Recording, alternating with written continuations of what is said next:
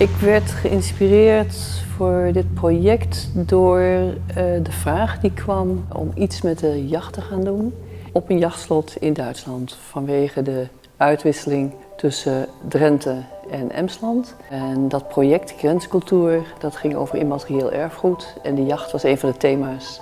Wat ik interessant vind is om het niet een traditionele benadering te geven, maar een hele eigen tijdse. Dus ik heb het ook meer gericht op een soort universele benadering van de verbinding tussen mens en dier. Ik ben vorig jaar in november naar IJsland geweest en daar merkte ik dat het fluisteren van de wind eigenlijk veel interessanter was dan dat gebulder van die stormen. Dus dat fluisteren, die zachte kracht, daar wilde ik iets mee doen. Dat wist ik ook toen ik naar de locatie in Duitsland ging, Schloss Clevensweert. Dat luisteren en kijken naar dieren eigenlijk een hele mooie manier is om de verbinding te verbeelden.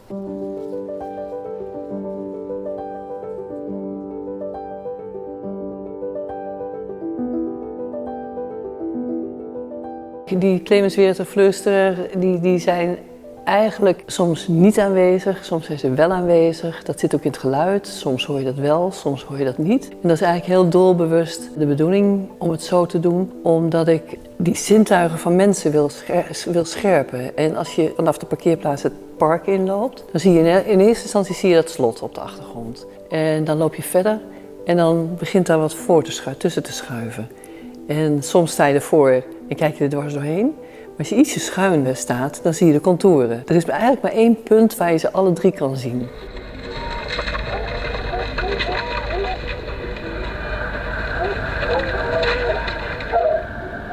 Het idee van het fluisteren zoveel mogelijk in vorm te benadrukken. Dat geluid, je hoort wel iets, vooral het hondengeblaf. Dat hoor je soms, maar het is een geluid wat past in de werkelijkheid.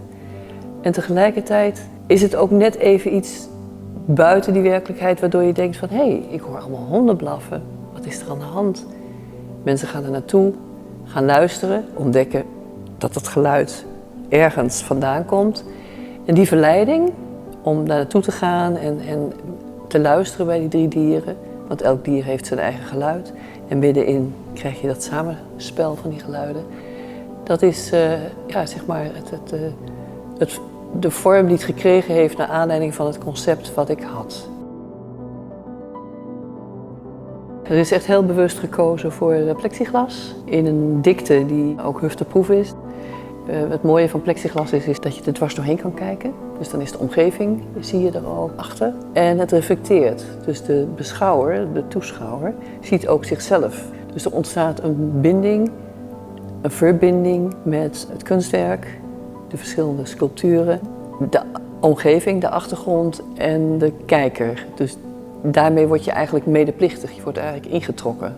En ik had het bedacht dat het zo zou moeten werken, maar ik ben zelf eigenlijk heel erg verrast dat het ook zo uitpakt. Maar het is heel verrassend om te zien dat mensen, sommigen lopen gewoon door, want die zijn of in hun eigen gedachten of ze zien alleen dat slot. Maar heel veel mensen zien ineens van hé, daar staat wat. En dan horen ze wat en dan lopen ze naartoe. Ze lopen eromheen. Ze onderzoeken ook van waar komt het geluid vandaan. Dus het roept heel veel nieuwsgierigheid op. En, ja, het verleidt om daarheen te gaan.